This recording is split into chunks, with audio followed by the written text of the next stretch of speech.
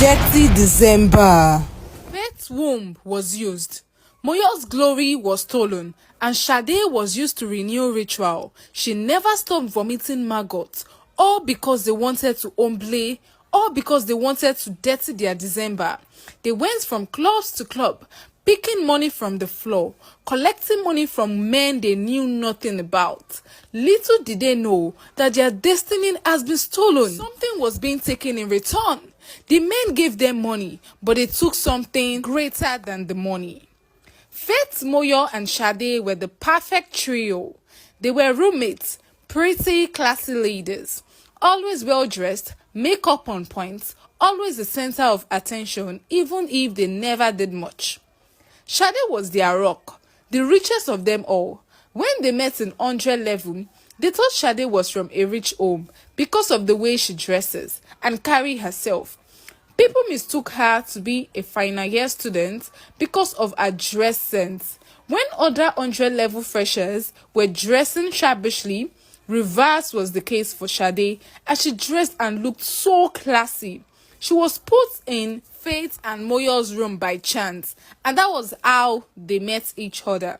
And as a big girl that Sade is, she classed herself. She didn't talk or relate with Faith and Moyo because of the way they looked. In her mind, she called them small girls, just because they didn't measure up to her standard.